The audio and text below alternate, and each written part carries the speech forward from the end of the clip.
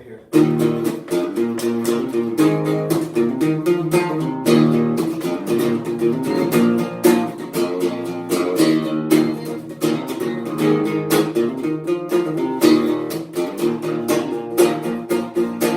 Alright, so we're going to transplant this little blue spruce into this bigger pot here.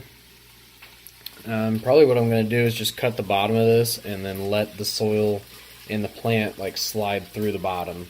So we're going to see if I can pull this off here. Alright, so as you can see, I'm folding down some copper wires, and those are for training bonsai trees. So as the tree grows, you'll wrap these wires around limbs or even the trunk, and that helps you actually shape the bonsai tree. So that's kind of the ultimate goal with this. But important thing here is just to make sure that you're cutting the bottom, not damaging the roots too much. I didn't think that was something I'd have to really worry about because of the size of the seedling, but you just never know. But that's a good thing too, is that spruce and evergreen trees, they're very hardy.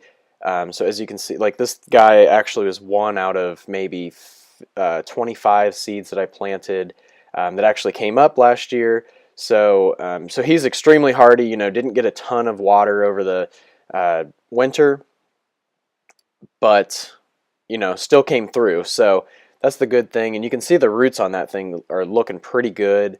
And then at this point, what a lot of people will do is actually dip the roots into an inoculant, which is basically like Mycorrhizae, which is a beneficial fungus that forms a symbiotic relationship with the plant's roots. So in exchange for carbohydrates from the plants, Mycorrhizae will give nutrients and water and basically help with like drought tolerance, disease resistance, and nutrient uptake. So it's a really interesting process.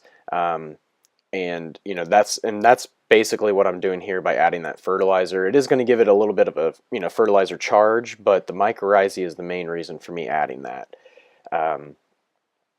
And mycorrhizae is something that I really tested out in my garden last year.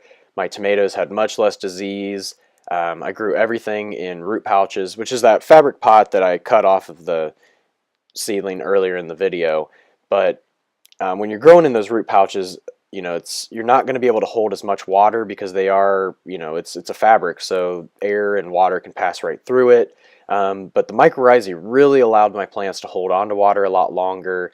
I wasn't watering every single day. Even when it was like 90 degrees, it was just impressive to see the results here. So I've got everything planted.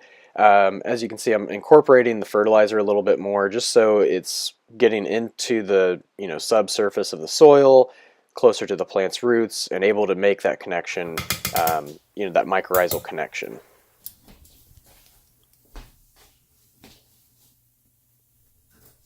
There it is in all its glory. Got a little mycorrhizae added to the pot and some fertilizer, so this guy should start taking off. And then these wires here are for training bonsai trees, so I'm just going to let them hang off to the side for now and, train them as the little guy grows.